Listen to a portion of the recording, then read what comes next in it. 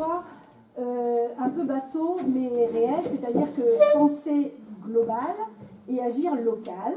Donc ça, c'était assez général. Et au bout d'un moment, on était trois préparés. On s'est dit, mais en fait, ce qui nous réunit tous, c'est pourquoi on tourne en rond depuis 45 dimanches.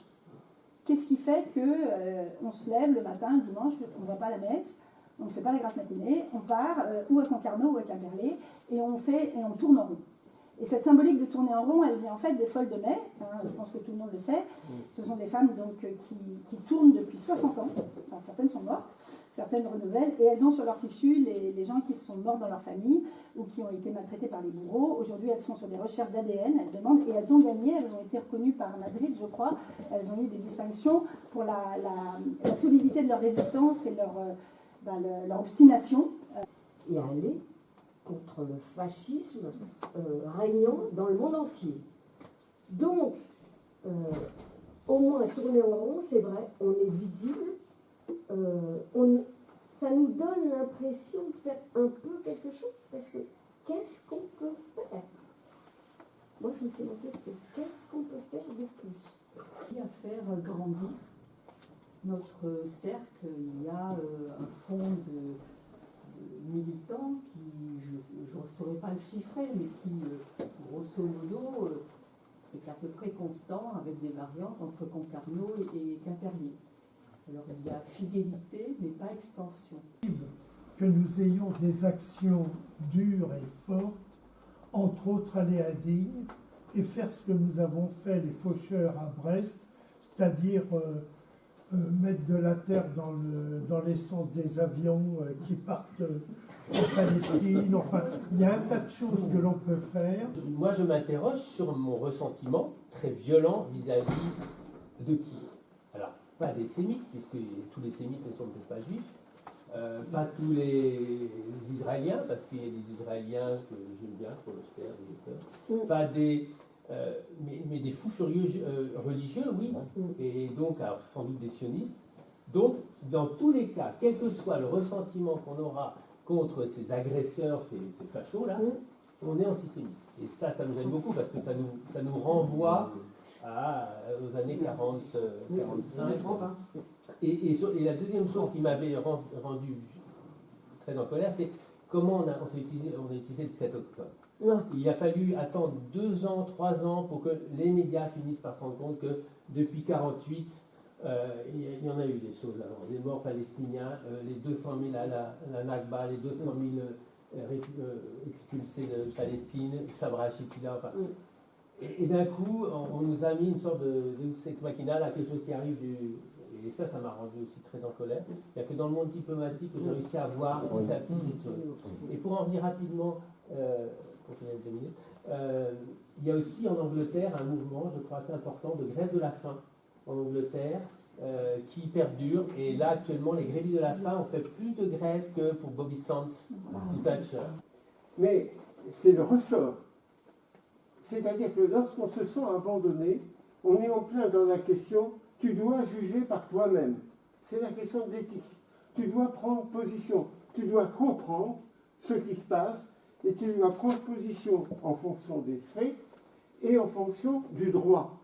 L'inverse de tout ce qui nous est proposé par les médias. C'est pour ça que je pense que tourner en rond et s'aider mutuellement à trouver une position juste, mais une position aussi du futur, c'est-à-dire qu'est-ce que nos enfants vont comprendre, comment j'explique à mon petit-fils de 17 ans ce que je fais quand je tourne en rond.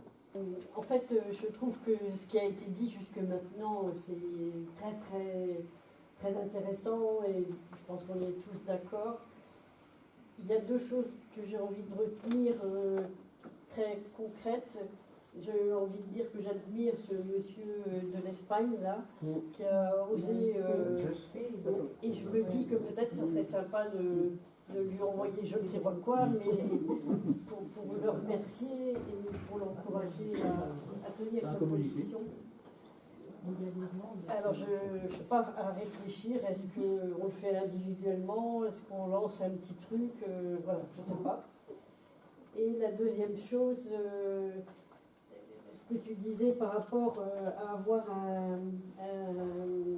un média de gauche qui tient la route, je me dis que le média de gauche qui tient la route, ben c'est nous. Et tu voyais grand-mère, toutes les femmes comme toi, qui se lèvent et espèrent disposer de leurs droits. Tous les jours on repère les élans qui retombent. Faudrait pas que Simone Veil se retourne dans sa tombe. Si tu voyais grand-père qu'au pays de Jean Moulin, la résistance profère mais elle perd du terrain. Il nous faut des repères et je comprends ému pourquoi tu m'as offert la peste de Camus. Si tu voyais grand-mère de ton ciel tout là-haut, ton pays qui se perd, t'en aurais des sanglots. Toi qui as combattu tous les marchands de haine, pense à toi et ça me tue de savoir qu'ils reviennent. Voilà, c'est la mienne. Et tu voyais grand-mère, tu me prenais dans tes bras. Aujourd'hui de si loin, que verrais-tu en moi? Après Bétaram, Pellico et Epstein, un potentiel violeur, quand on est de mon genre. Hanté par ces horreurs, je pleure sur le mot homme. Si tu voyais grand-mère, verrais-tu de l'espoir? Quand les femmes, courage, s'embarquent sur les vaisseaux pour vaincre la guerre et le fléau facho. Rima, la proue du navire Madeleine, s'adresse à Robespierre dans le feu des grenades. Comme toi, je n'ai pas peur de la mort. S'il me tue pour ça, j'aurais bien fait ma part. Si tu voyais grand-mère ce qui me reste de douceur, de ma lointaine enfance, elle ne m'a pas quitté. La douce fée ministre qui vient de Brocéliande, de sa verte forêt, elle vient nous enchanter. Avec la baguette de la tendre amitié. Avec la baguette de la tendre amitié.